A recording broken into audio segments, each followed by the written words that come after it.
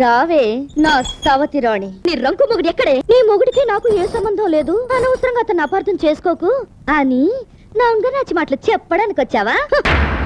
పెళ్ళం వదిలేసిన మగాడు కూలిగానైనా బ్రతుకుతాడు, కానీ మొగుడు వదిలేస్తే నువ్వు కుక్కల చింపిన విస్తరం అవుతావు. ఇంత మాట అంటానికి ఎంత ధైర్యం నీకు?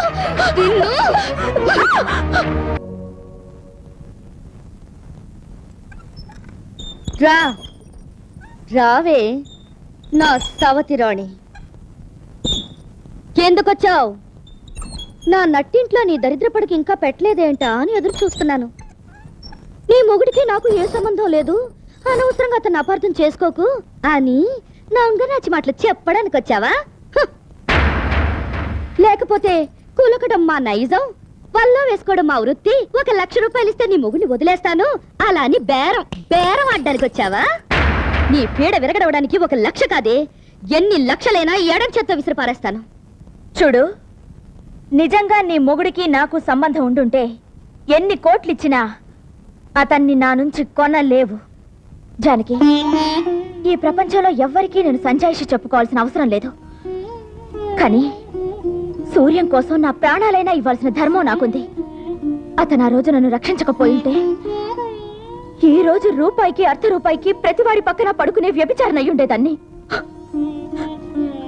అందుకే అతని కాపురం నిలబెట్టాలన్న బాధ్యతతో వచ్చాను.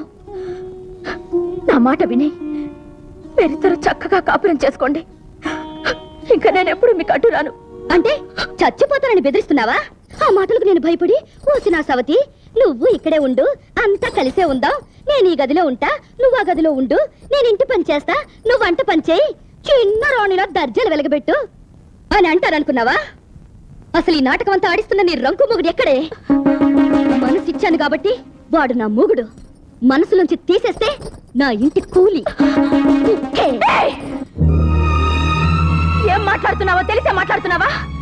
పెళ్ళం వదిలేసిన మగాడు కూలిగానైనా బ్రతుకుతాడు, కానీ మొగుడు వదిలేస్తే నువ్వు కుక్కల చింపిన విస్తరం అవుతావు. 5వ తనాన్ని కూలిని చేసి, పసుపు కుంకాన్ని కుక్కని చేసి మాట్లాడే నువ్వు నా దృష్టిలో ఆడదానివే కాదు. ఇంత మాట అంటానికి ఎంత ధైర్యం నీకు?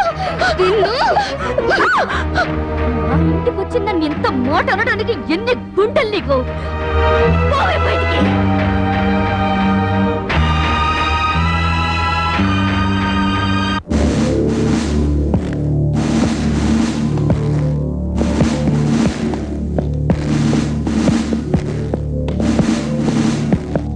ఇన్స్పెక్టర్ గారు, వాడు దాన్ని తీసుకొచ్చి పెట్టింది ఈ ఇంట్లోనే, వెతికించండి. ఏమిటిది? ఏకంగా ఇంట్లోకి వచ్చేశారు? ఇదేమన్నా స్థానికం పనుకున్నారా ఏంటి? మర్యాదగా బయటకు వెళ్ళండి. ఏమా, సూర్యం అనేవాడు వీళ్ళ తాలూకా అమ్మాయిని తీసుకొచ్చి మీ ఇంట్లో దాచాట. ఎక్కడ దాచావు చెప్పు. వెతకండి. ఆగండి, ఎవ్వరూ ఎక్కడా వెతకక్కర్లేదు.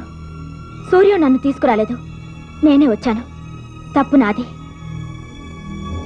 చూడండి, నేను మీతో మా ఇంటికి వస్తున్నాను. ఇక్కడే హడావుడు చేయడానికి వీల్లేదు. పదండి. ఆగమ్మా, ఏమిటిది? నీకేమైనా పిచ్చి పట్టిందా? వాళ్ళతో వెళ్తానంటావేంటి? నిన్ను సూర్య నాకు అప్పచెప్పాడు. అతను వచ్చాక అతనితో చెప్పాడు. పద లోపలికి. మీరికి వెళ్ళండి. ఎవరికి ఏమీ చెప్పాల్సిన అవసరం లేదు. బ్రతికుండి ఒకరి కాపురంలో చిచ్చు పెట్టడం కన్నా ఆ చితి మంటలో కారి బూడిదైపోవాలని నిశ్చయించుకున్నాను.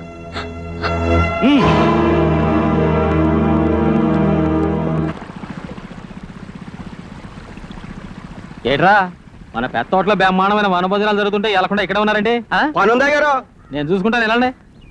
వెళ్ళరా, వెళ్ళండి వెళ్ళండి వెళ్ళండి.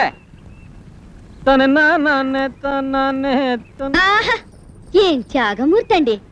తానో యజమానయ్యుండి పనోళ్ల కష్ట సుఖాలు తనే చూసుకుంటాడు, పెద్దింటి అల్లుడయ్యుండి కూడా కూలోళ్లతో కలిసి పాలేరుగా పనిచేస్తున్న ధర్మమూర్తి అండి అయినా. అలా అని అందరి చేత మెప్పులు పొందడానిక? పెదనాన్న మనల్ని తప్పు పట్టకూడదు, అందుకే మనం వనభోజనాలకి వెళ్తున్నాం. పద. మొగుడు పెళ్ళాల బంధం ఉన్న వాళ్లే అక్కడికి వెళ్ళాలి. ఉన్నట్టు నటిస్తాను. నా నవ్వు నటన చేస్తా, నా ప్రేమ నటన చేస్తా, నీకు పెట్టే భోజనం నటన చేస్తా, నీకిచ్చే గౌరవం నటన చేస్తా, ఆఖరికి మన సంసారాన్ని కూడా నటన చేస్తా. నువ్వు అక్కడికి రాకపోతే కిరసనాయలు పోసుకుని చేస్తాను. అందుకే ఈది నాటకాలు పడిపోయాయి. ఏ ఇంత బ్రహ్మాండమైన ఇంటి నాటకాలు మొదలయ్యాయి కదా, వీటి ముందు అయ్యంత. పద. శేషయ్య, ఏంటమ్మా ఏంటి? సజ్జవతిని పోలీసులు తీసుకెళ్లారు. ఈ విషయం వెంటనే సూర్యకి చెప్పాలి. పదమ్మా, పద.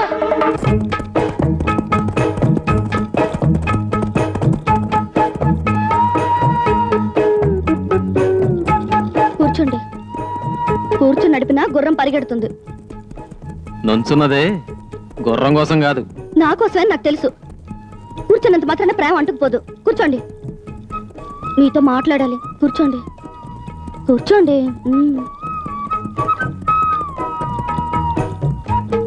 జరిగిందంతా మర్చిపోదాం.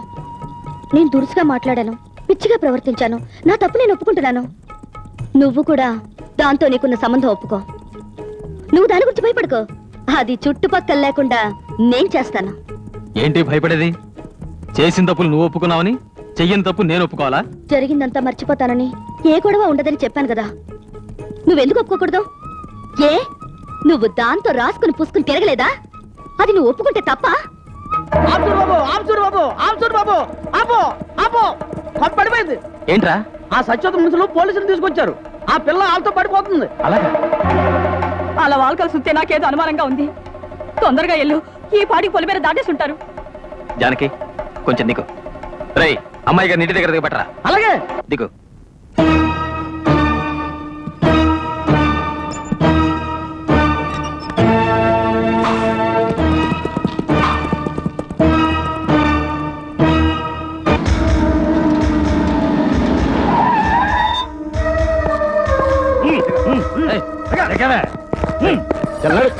ఆడితే కలిసి నాటకాడదాం అనుకుంటున్నావు.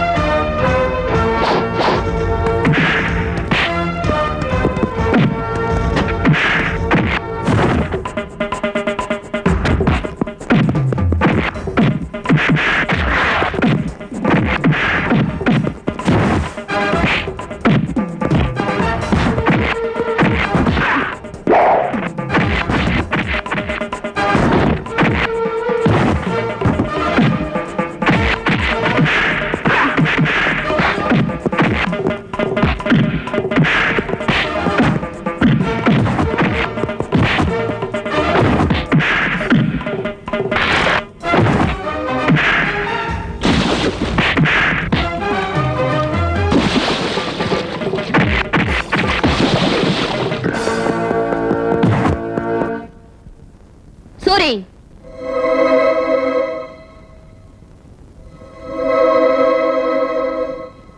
ఈ ఇంట్లో నీ స్థానం ఏమిటో నీకు గుర్తు చేయడానికే అలా పిలిచాను. నిన్ను కోరి కట్టుకున్నందుకు ఈ రోజు నన్ను నడి రోడ్డు మీద వదిలేసి ఉంపుడు గత్తికి ఊటికలు చేయడానికి పోతావా? నేనేమైపోయినా పర్వాలేదా? నువ్వు మగాడివి కాబట్టి, నా మెళ్ళో తాళి కట్టావు కాబట్టి నువ్వు ఏం చేసినా పడుంటానని మాత్రం అనుకోకు. నలుగురు ముందు కట్టిన ఈ పసుపు తాడిని విడాకుల చట్టంతో చెరిపేస్తాను. ఈ క్షణం నుంచి నీకు నాకు ఏ సంబంధం లేదు. ఏంటి అలా చూస్తున్నావు? కంగారు పడకు. నువ్వు నా భర్తవు కాకపోయినా సరే ఈ ఇంటి పాలేరుగా ఉండొచ్చు. దానికి నేను అడ్డురాను. నీ నోటి దగ్గర తిండి నేను చెడగొట్టను. ఇక్కడే ఉండి పెద్దైన సేవలు చేసుకో. ఏమి ఔదార్యం, ఎంత గొప్ప శాంత స్వభావం! ఈ ఒక్క విషయంలోనైనా నువ్వు భూదేవి తల్లి అనిపించావు. చూడు, నీ విడాకుల చట్టం మన మూడు ముళ్ళ బంధాన్ని తెంచొచ్చునేమో గాని మొగాడి మనసులో భార్యని, ఆడదాని మనసులో భర్తని ఎప్పటికీ చెరపలేదు. అసలు నీకు భార్య అంటే ఏమిటో తెలుసా? దేవుడు మనిషితో ఉండలేడు కాబట్టి తనకు బదులుగా తల్లినిచ్చాడు. ఆ తల్లి జీవితాంతం కొడుకుతో ఉండలేదు కాబట్టి తనకు బదులుగా భార్యనిచ్చి వెళ్ళిపోతుంది. ఆ ఆడది తన ప్రేమతో భర్త మనసులో భార్యగా, తన పిల్లల పిలుపులో తల్లిగా నిలిచిపోతుంది. దేవుడు, తల్లి, ప్రేమ ఈ మూడు కలిస్తేనే భార్య. అలాంటి భార్య అనే పదానికి విలువ లేకుండా చేశావు. ఒకప్పుడు ఈ ఇంటి పాలేరుగా ఉన్న నన్ను వద్దన్నా ఒప్పించి నీ మొగుడుగా చేసుకున్నావు. కానీ ఇప్పుడు పిచ్చివాణ్ణి చేయకుండా తిరిగి నన్ను పాలేరుగానే పంపిస్తున్నందుకు నీకు జీవితాంతం రుణపడి ఉంటాను